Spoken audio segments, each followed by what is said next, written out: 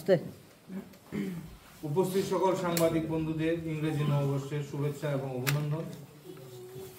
আজকের এই সাংবাদিক সম্মেলনে উপস্থিত আছেন। আমরা শুরু করেছি আজকে 1 জানুয়ারি। এই ইংরেজি নববর্ষের আমি সকলকে আপনাদের মাধ্যমে সমস্ত রাজ্যবাসীকে আমি আন্তরিকভাবে অভিনন্দন এবং শুভেচ্ছা জানাচ্ছি এবং আশা করি 2025 আমাদের জন্য যাতে ভালো কাটে এবং আমাদের যে সংকল্প এক ত্রিপুরা শ্রেষ্ঠ ত্রিপুরা, এই এক ত্রিপুরা শ্রেষ্ঠ ত্রিপুরা করার লক্ষ্যে আমরা সবাই মিলিতভাবে কাজ করব এবং ত্রিপুরাকে গৌরবময় জায়গায় আমরা নিয়ে যাব সেই সংকল্প রাখছি। তার পাশাপাশি সকলের সুস্বাস্থ্য কামনা করছি। সকলকে আবারও আপনাদের মাধ্যমে এই ইংরেজি নববর্ষের অনেক অনেক শুভেচ্ছা এবং অভিনন্দন জানাচ্ছি। তো আমরা 2025-এ আমরা প্রবেশ করেছি। 2024 সাল আমাদের কাছে খুব উল্লেখযোগ্য এই কারণে, কারণ এই 2024-এ আমাদের বিভিন্ন যুগান্তকারী সিদ্ধান্ত আমাদের দেশের যশস্বী প্রধানমন্ত্রীর নেতৃত্বে দেশ বিকশিত সংকল্প যাত্রায় এগিয়ে যাচ্ছে। আমরা সবাই জানি যে মোদিজির যে বিকশিত সংকল্প যাত্রা এগিয়ে যাচ্ছে, তার মধ্যে আমাদের মহারাষ্ট্র এবং হরিয়ানা ভারতীয় জনতা পার্টির সরকার সেখানে প্রতিষ্ঠা হয়েছে। সেখানকার মানুষ মোদিজির প্রতি আস্থা রেখেছেন, পূর্ণ আস্থা রেখেছেন এবং এই মোদিজির যে কাজ, 1 দশক ধরে যে কাজগুলি চলছে সেইগুলিকে মানুষ সম্মান জানিয়েছে, মানুষ সমর্থন জানিয়েছে। আমি কয়েকটা কাজের কথা আপনাদের সামনে তুলে ধরছি যে 1 দশক ধরে মোদিজির নেতৃত্বে যে কাজগুলি সবচেয়ে বেশি মানুষের জীবনে এবং মানুষকে রক্ষা করার ক্ষেত্রে মানুষের সমস্ত ব্যবস্থাকে পরিবর্তনের লক্ষ্যে যেভাবে সহায়ক ভূমিকা পালন করেছে, তার মধ্যে সবচেয়ে বড় জিনিস হলো স্বচ্ছ ভারত মিশন। আজকে 1 দশক ধরে আপনারা জানেন 2014 সালে দেশের প্রধানমন্ত্রী নরেন্দ্র মোদীজি বক্তৃতার মাধ্যমে এই স্বচ্ছ ভারত মিশনের প্রকল্পের ঘোষণা করেছিলেন এবং উনি পরিকল্পনা করেছিলেন যে এই শৌচ কার্যক্রম বন্ধ করা এবং প্রতি বাড়িতে শৌচালয় নির্মাণ করার কর্মসূচি নিয়েছেন। ত্রিপুরার মানুষের আর্থসামাজিক জীবনে খুব ভালো প্রভাব বিস্তার করেছে এবং রাজ্য সরকারের প্রকল্প, আমি কেন্দ্র সরকারের প্রকল্প বলছি, সেগুলো কি কোনো প্রকল্প আছে? দেখুন, আমি যদি বলতে চাই তাহলে অনেক প্রকল্পের কথা আপনাদের সামনে তুলে ধরতে পারি। রাজ্য সরকারের সবচেয়ে বেস্ট অ্যাচিভমেন্ট যেটা আমার মনে হচ্ছে যে আমাদের যে মৌলিক চাহিদাগুলি আছে, অন্ন, বস্ত্র, বাসস্থান, চিকিৎসা, সমস্ত কিছু, এইগুলিকে প্রায়োরিটি দিয়ে আমাদের সরকার, রাজ্য সরকার কাজ করছে। তার সবচেয়ে বড় দৃষ্টান্ত হচ্ছে চিকিৎসা পরিষেবা। আপনারা জানেন যে আমাদের রাজ্যের মাননীয় মুখ্যমন্ত্রী একজন ডক্টর, এটা আমাদের একটা প্লাস পয়েন্ট হয়েছে। কিডনি ট্রান্সপ্লেশনের ব্যবস্থাও আমাদের রাজ্য সরকার সেখানে ব্যবস্থা করেছে। আরো একটা বড় জিনিস যেটা যে আমাদের এই রাজ্যে আয়ুষ্মান কার্ড, যে 5 লক্ষ টাকার পর্যন্ত মানে যেখানে গরিবদের চিকিৎসা ব্যবস্থা করেছে কেন্দ্রীয় সরকার, তো মোদিজি। কিন্তু অত্যন্ত পরিতাপের বিষয়, আমাদের এই রাজ্যে 2011 সালে সেন্সাস হয়েছিল আর সেইখানে সেই সময় কংগ্রেসের সরকার ছিল। প্রকৃত যারা গরিব তারা এই বিপিএল থেকে বঞ্চিত হয়েছিল।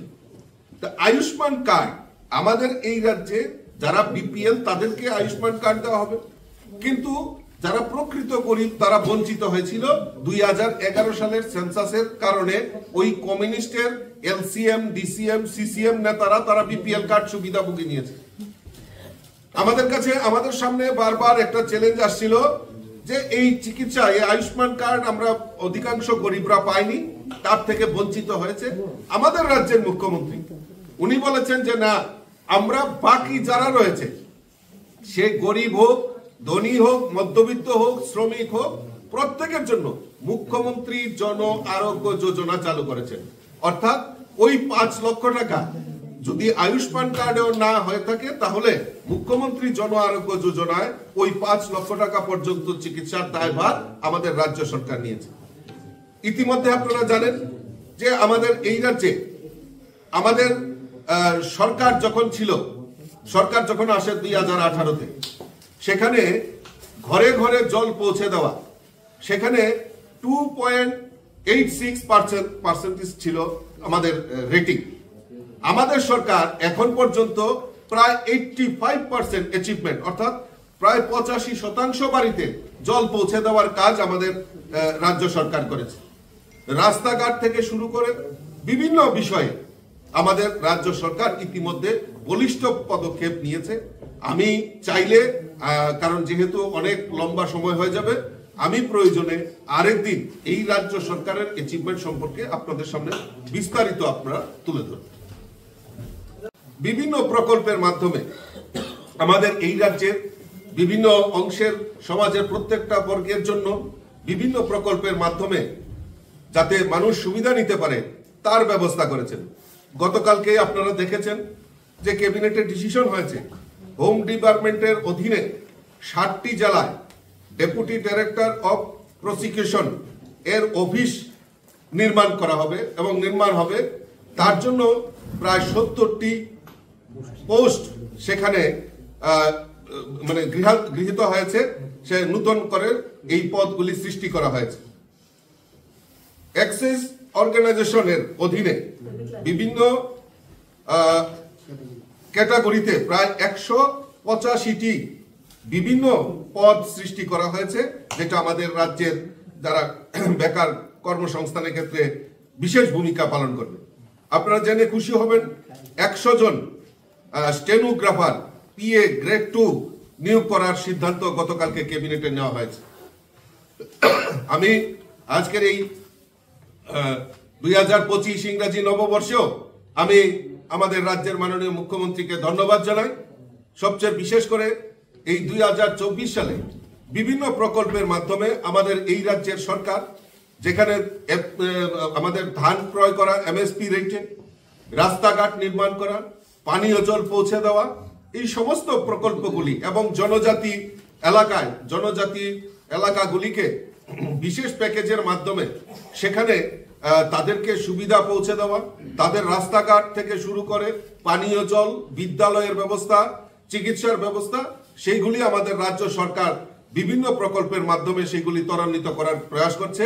তার জন্য আমি রাজ্যের মাননীয় মুখ্যমন্ত্রী প্রফেসর ডক্টর মানিক সাহা মহোদয়কে ধন্যবাদ জানাচ্ছি এবং তৎসঙ্গে ওনার মন্ত্রিসভার সকল সদস্যদের আমি ধন্যবাদ জানাচ্ছি।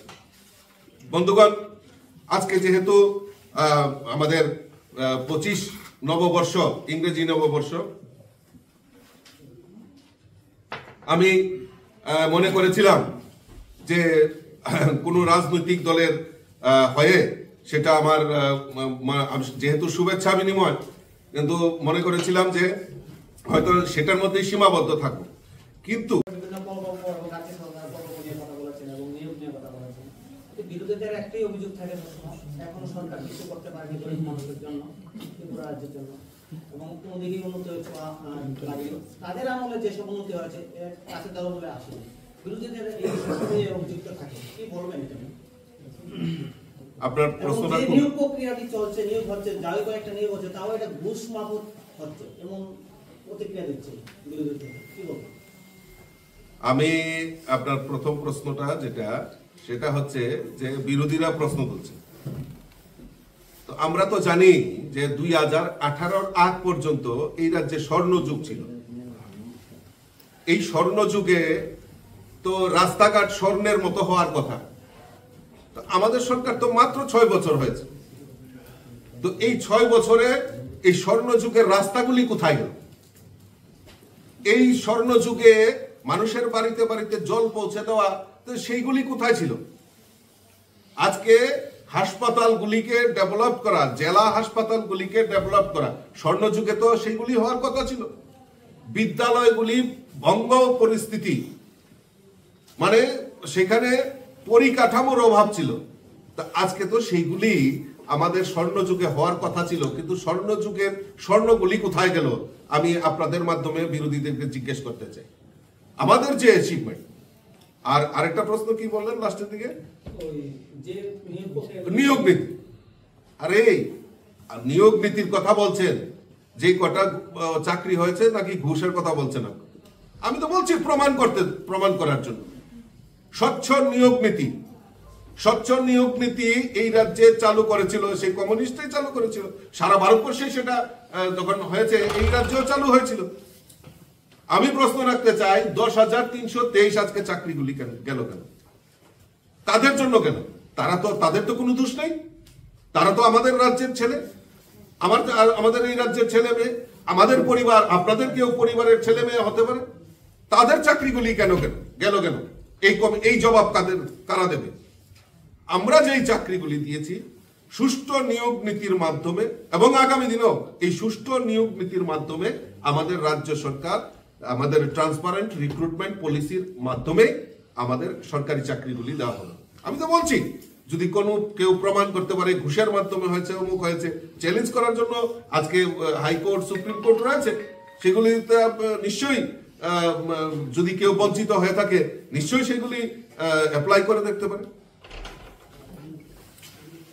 সবাইকে ধন্যবাদ। Subscribe to Tripura Info and press the bell icon so that you never miss any latest updates and news on Tripura.